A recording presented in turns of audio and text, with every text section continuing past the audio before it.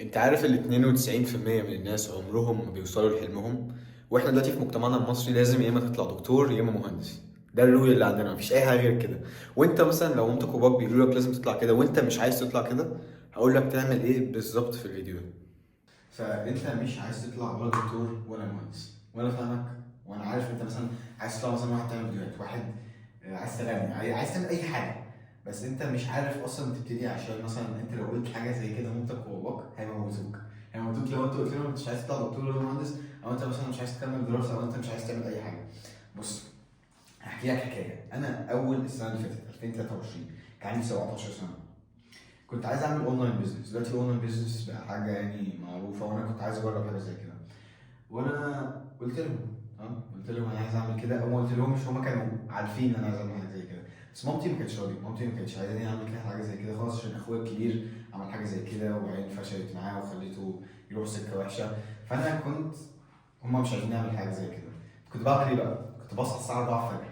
تخيل معايا الساعه 4 الفجر قبل المدرسه. كنت في اي بي. وبعدين الالارم يقفل، وبعدين اكون عامل قهوه من اليوم اللي قبليه مخبيها كمان، وبعدين الدنيا ساقعه بقى وانا مش قادر، وبعدين انزل بنسوكات اقعد، وبعدين احاول ان انا ما اعملش اي صوت او كمان ما اسخنش القهوه عشان خايف الميكرويف يعمل صوت، واروح اشغل لمده 3 ساعات اشتغل على الاونلاين بيزنس بتاعي. ده حصل لمده 3 شهور وما كانش حد عارف. وطبعا حد عرف يعني، اتقفشت من يوم الايام ونزل عليك لي مش عارف ايه. بس ده يوريك ايه، اللي انت لو عايز حاجه فعلا هتشتغل وراها. انت مامتك وباباك اصلا مش عايزينك تطلع، مثلا مش عايزينك تشتغل على الحاجات دي، عايزينك تطلع دكتور مهندس. بس انت مش عايز كده، بس انت مخلي الناس توقفك، انت مخليهم هم يوقفوك. هم ايوه مامتك وباباك المفروض يفوق راسك وكل حاجه، بس ما ينفعش ان هم يوقفوك تماما.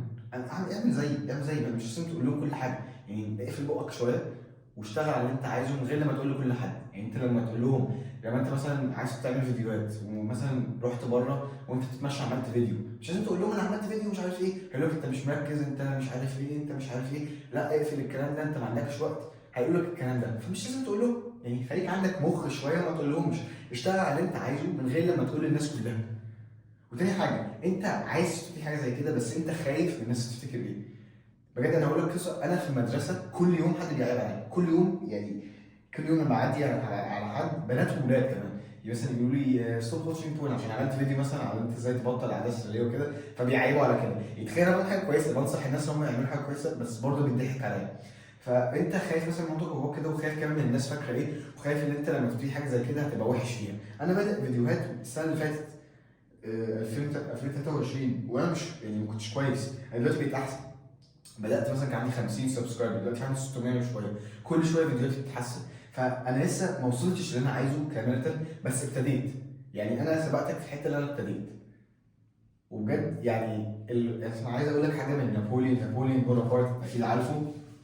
قال حاجه انا بصراحه بفضل افتكرها كتير جدا. قال courage is not being brave، لا is not being scared، او حاجه زي كده.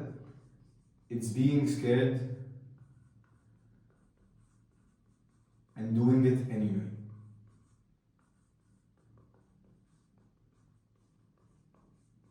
يعني انت الشجاع مش اللي هو ما يبقاش خايف، لا الشجاع اللي هو يبقى خايف ويعملها برضه.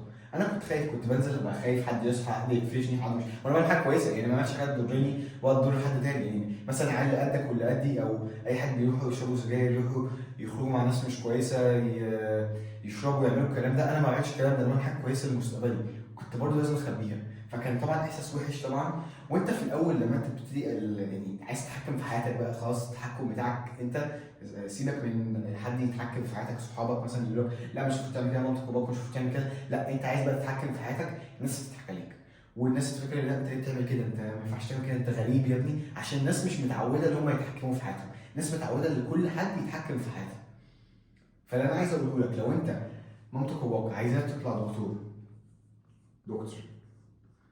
او انجينير او مهندس وانت مش عايز، اشتغل في اي وقت فاضي عندك، اي وقت فاضي اصحى بدري بعد المدرسه. ما تنامش لغايه لما تاكد انت بتشتغل على احلامك، عشان الاحلام دي اهم حاجه زي ما احنا عارفين. و92% ما بيبصوش لاحلامهم، 92% يعني انت ممكن ترميهم. يعني عايزك عايزك تفهم كده، انت ممكن تبقى من الناس اللي مش توصل لحلمها. فده بس اي وقت فاضي عندك اشتغل، اي وقت فاضي ما تضيعش وقت واشتغل على حلمك، وسيبك من اي حد، وما تهتمش اي حد فاكر ايه. انا بيضحك عليا كل يوم في المدرسه ومش بهتم اي حد بيفتكر معاك حاجه كويسه.